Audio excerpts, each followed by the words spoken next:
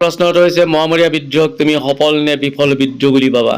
যুক্তি দিয়া। এনচাৰটো এনেকুৱা, মোৱামৰীয়া বিদ্ৰোহ কেতিয়াও সফল বিদ্ৰোহ বুলি ক'ব নোৱাৰি, কিয়নো এই বিদ্ৰোহৰ ৰাজনৈতিক ফলাফল আছিল অত্যন্ত বিষময়। প্ৰায় 3টা দশক জুৰি হোৱা দীঘলীয়া গৃহযুদ্ধৰ অন্তত আহোম ৰাজতন্ত্ৰ আৰু আহোম ৰাজ্য দুয়োটাই চেদেলি বেদেলি হৈ মৃত্যুখন গণিছিল।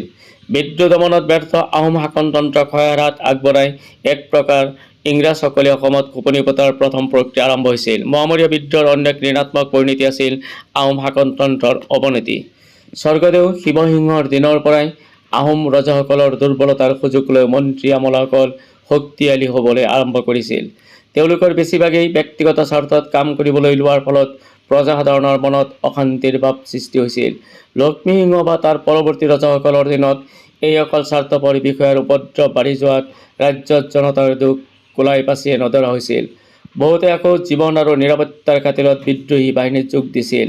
শাসন ক্ষমতা দখল কৰাৰ পিছত তেওঁলোকৰ নিজৰ মাজতে ক্ষমতাক লৈ অঁৰিয়া হৈছিল। তাৰোপৰি মোৱামৰীয়াসকলেও এটা নতুন শাসন ব্যৱস্থা প্ৰৱৰ্তন কৰা নাছিল। পুৰণি শাসন ব্যৱস্থাকে বাহাল ৰখাত সাধাৰণ প্ৰজাই পৰিৱৰ্তনৰ কোনো আভাস পোৱা নাছিল। শাসন ব্যৱস্থাৰ পৰিৱৰ্তন নোহোৱা হেতু তেওঁলোকৰ আস্থা ৰাজতন্ত্ৰৰ ওপৰত দিনক দিনে কমি আহিছিল। মোৱামৰীয়া বিদ্ৰোহৰ অন্য এক কাৰণ আছিল হিন্দু ধৰ্মৰ ব্ৰাহ্মণ্যবাদ আৰু মহাপুৰুষীয়া বৈষ্ণৱ পন্থাৰ বিভেদ। বিদ্ৰোহী এই বিভেদমূলক আচৰণ হ্ৰাস কৰাতকৈ বিদ্ৰোহ কৰিছিল, যাৰ ফলত সামাজিক বিচ্ছিন্নতা অধিক বৃদ্ধি হৈছিল।